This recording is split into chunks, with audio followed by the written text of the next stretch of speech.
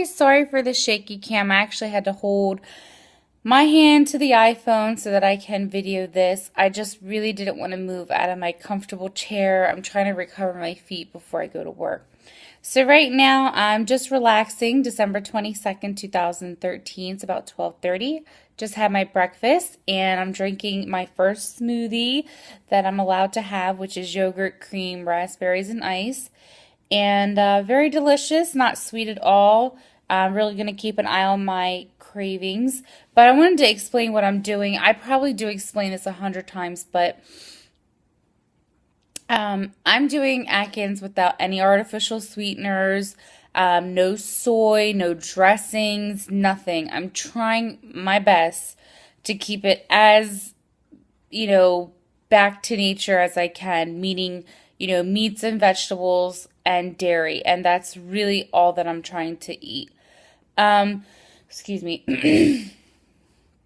So week number 2 came, and a few challenges I face are negative thoughts rather than cravings. So sometimes I'll want something sweet, not necessarily crave it like I have to have it and need to like battle myself, but then I'll have these doubts that are like, what are you doing? You know you're not going to stay on this. You know you're just going to, fail. You know you're never going to lose weight. Like, I don't understand why you're doing this. And when those thoughts creep in, it's really difficult for me because it makes me really sad that I would think that of myself. But, I'm a food addict and addiction is a disease and it's always going to try to grab me and get me to go back the other way. And so I try to have some powerful thoughts with that is pretty powerful for me. It's like, either you don't do this or you're going to die. You are going to get diabetes. You are going to get a disease. It's going to happen. There's no doubt about it. It's going to happen. So, just trying to match match its potency with something that I can come up with that's just as strong and dealing with those emotions. But it's definitely been challenging. Another challenge is working 2 jobs. I have so much more respect for people that do. Probably because working on your feet is really challenging when you're upwards of 300 pounds. It's really, really hard to do that. It's so difficult. It's so demanding. It's physical, and on my feet throb so bad. It's like the worst pain I have ever felt is working on my feet and just feeling like my whole foot feels like it's just gonna break. It's really hard. I am pushing myself though through it. To have a second job for me is more than just money. For me, it gives me self-gratitude. My husband works late. I come home by myself. And personally, it just kind of gives me satisfaction to talk to people in person. And especially being, a Muslim, it's really nice to have my personality and have people see maybe like a different perspective of Islam rather than what they see on the TV and what they're portrayed. Because a lot of times customers will skip my line and go to somebody else, but the customers that are in my line, they're just so relieved when they're greeted by me, when we interact together. I get probably 50% of them complimenting me, and that's a lot for customers to actually take out their time, go to a manager, and compliment the way that they were handled. And I have people that repeat. They don't care how long my line is. And that's a great feeling. So it definitely triumphs the pain, but the pain is still there. And I'm really hoping to get used to it. And also a really good benefit of working on my feet is I don't have to go to the gym. Primarily I have no time, but also I'm on my feet walking, cashiering. And that is upwards of 600 calories burnt per 6 hours. So in a 9-hour day, it's close to 900 calories that I'm burning. And I don't really believe a calorie is a calorie, according to a few studies. But at the same time, it definitely it directs the carbs to turn into energies that I am putting into my body. Long story short, those were some of the challenges, were the thoughts and working on my feet. And definitely those were difficult. And another challenge is I don't have much of an appetite. I have to remind myself to eat a lot, and I guess it's working, and also the food cravings are going back down. But it's challenging to not want to eat. and I know I need to because I don't want myself to go in starvation mode. I don't want to hold any of this weight. So a lot of times I have to remind myself to eat, but I don't really have the appetite to eat, and I can go without eating. The only time I really eat is when I'm very, very hungry, and as a Muslim, I fast every year. So anyone who can relate to this, when you're hungry and you have the stomach informing you that you're hungry, after that goes away, it usually comes back for somebody normal within every 15 minutes or so as a reminder. But when you fast, I feel for me, it can go 2 or 3 hours before it reminds you again because we fast for 30 days, upwards of 16 hours, 18 hours a day. It's not difficult to suppress your appetite and your hunger for an extended period of time, especially 10 years that I've been fasting. So that's it's not a good thing, but I'm grateful it's still there. But I need to make sure I eat a little bit more. I pack it, but I don't do it. Triumphs are not scheduling, still not scheduling meals, still not scheduling anything, still not even writing down my carb count.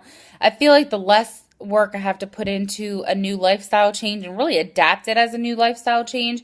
If I didn't have two jobs and I sat home, was a housewife, or had whatever, I mean, it may be a little bit different. I may find time and enjoyment in planning things. But being on the run all the time and having a business and still trying to make it work and two jobs and, taking a bus and a train to get to work every day, it's impossible for me to really write that down. That's not a lifestyle change. I can't commit to writing things down. If I feel like I'm going to go over 20 carbs, I'll write it down. But if I know that I'm not at 20 carbs, I won't write it down.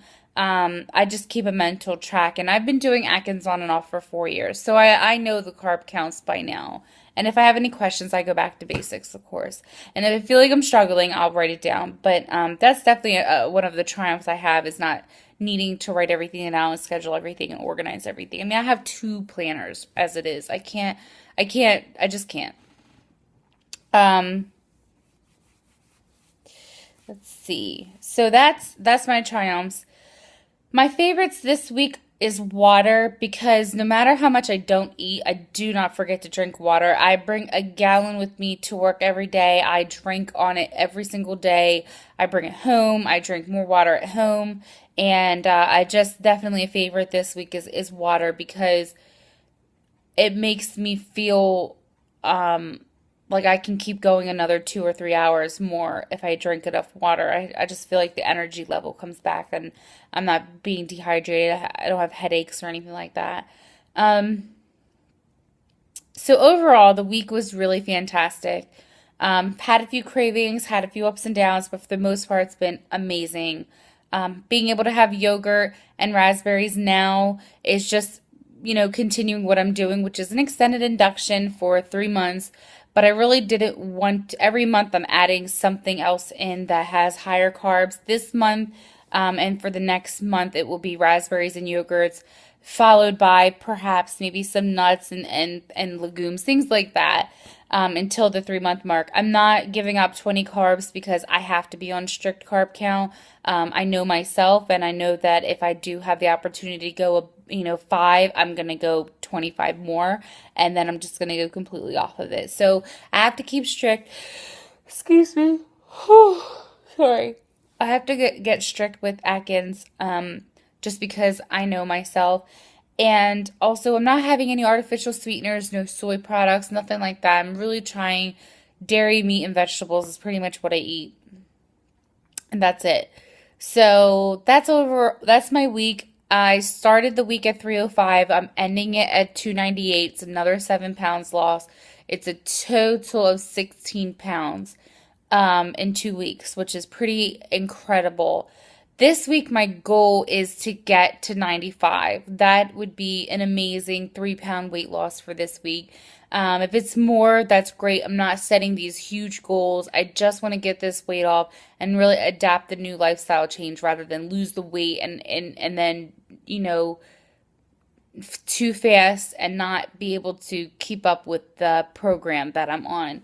I definitely can see this as a new lifestyle change. I'm starting to look into the future about how I view sugar and how I view carbohydrates and how picky I am and how anal I am about things sometimes. And that's a really good thing to is be particular, be crabby, even be bitchy about it. You know, it's your body, it's your mouth. Don't put it in unless you think it's going to give you the best health. And that's how I'm looking at things. And that's how I'm looking at like 10 years from now. Can I keep doing low carbohydrates after the weight loss? And that's what I'm thinking about.